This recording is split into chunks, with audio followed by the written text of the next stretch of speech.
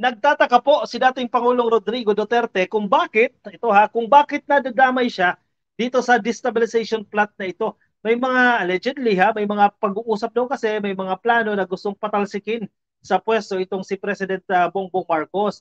At bakit daw nadadawit siya?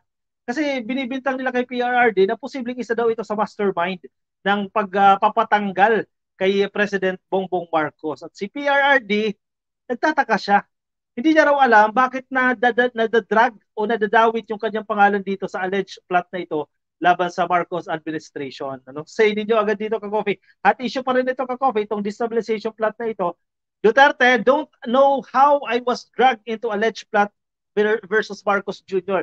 Oy, kuting, dito na si Muning. Wait lang. Nagtatopic pa tayo. Chillax ka lang dyan. Former President Rodrigo Duterte is wondering how he was dragged into the alleged scheme to destabilize the administration of President Ferdinand Marcos Jr. Ano ito, Kakupi? No? Actually, magandang statement ito eh. Itong sinasabi ni PRRD dito. In short, hindi niya binabastos si PBBM dito. No? In fact, parang nagtataka nga siya eh. Bakit ako? Wala naman akong ginagawa. Bakit ako? Yan yung dating sa akin. Yan yung arrive nitong statement na ito, itong balita na ito ng Inquirer.net. Ako na-issue ngayon dahil nagpapakalat ng maling impormasyon daw itong Inquirer, no, na mention ito. Anyway, segue tayo dito ka Coffee, no. Bakit daw nadadawit siya dito, di ba? Muning, bakit siya nadadawit dito sa destabilization plot na ito? It is radio program over Sunshine Media, SMNI ito ka Coffee, no. The ex-chief executive confirmed that he did have conversations with some retired generals but denied suggestions of his involvement in the alleged anti-Marcos administration plot. Kasi allegedly, no, mga opisyalis po ng militar ang sangkot daw dito. Ang ilan sa kanila ay nagpaplano para pabagsakin itong administrasyon na ito at mapatalsik itong si PBBM sa kanyang pwesto. So parang sinisisi nila dito si PBBM. Teka, ilalabas ko lang si Muning. Gustong lumabas nito eh. Break muna, break. Teka.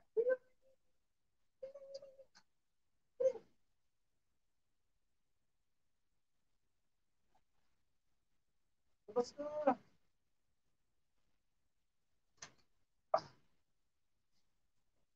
Si Muning eh, gusto mong umihi.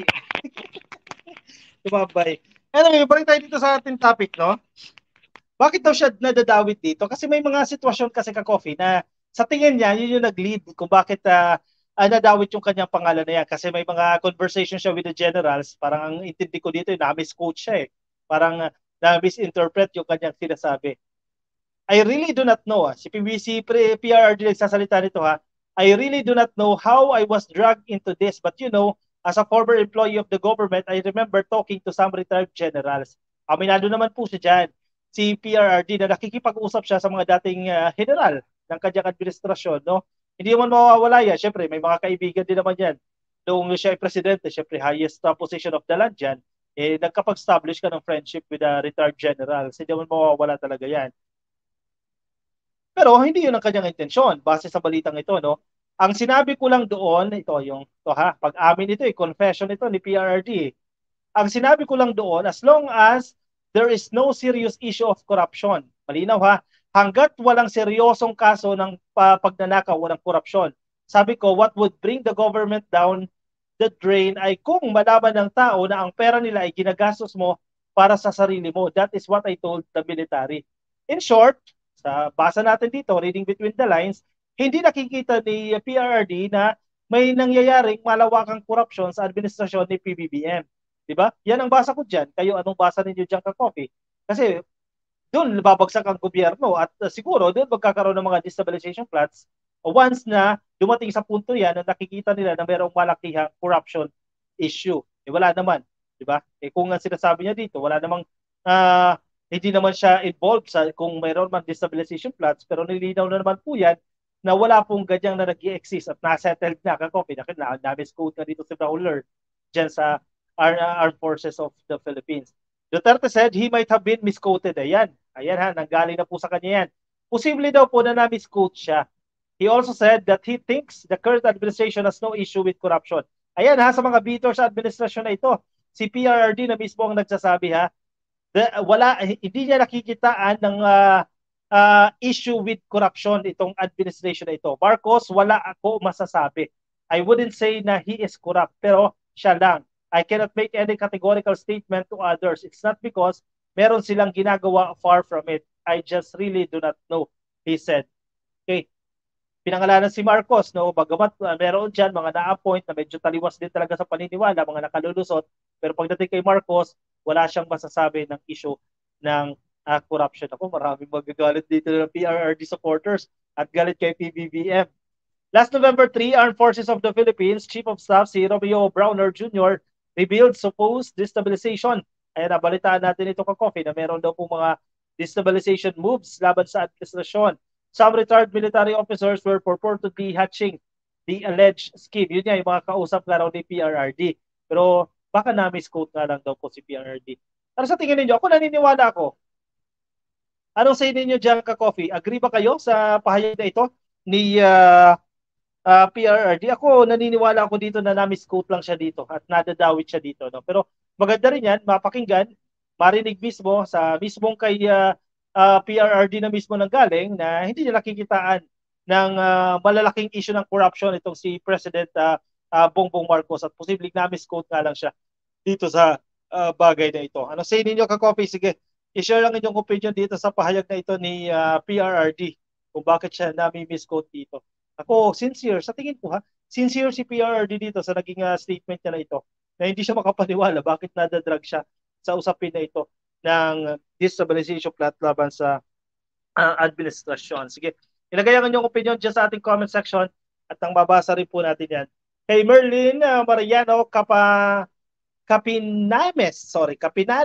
Happy viewing po sa inyo kay Cloyd Gantuangco, kay Michael Balonas Lumbre, kay Armando Gayatenya. Hello po sa inyong lahat na kikinig sa atin, kay Bobby Cortez, kay Glory Jean Bautista. Shoutout sa inyong lahat na nandiyan po sa Facebook. Happy viewing po sa inyo. At yung mga ka-coffee natin dyan sa YouTube, subscribe po kayo. Baka hindi pa kayo nakasubscribe dyan. No vote for Saramao. Sino si Saramao? Si Saramao Diggs na.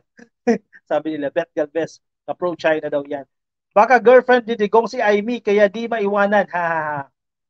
Hindi naman. Sa tingin ko, friendship lang to yung ka-coffee, no? Pagkakaibigan lang nila yan. Yung mga retired generals, masarap na buhay. Teka, naghahag tuloy. Sabi ni Lizelle, no? Lizelle C. Yung mga retired generals, masasarap na buhay nila, may pension kapag nagkakagulo, sitting pretty lang ang mga yan sa kanilang mga mansyon, sabi ni Lizelle C.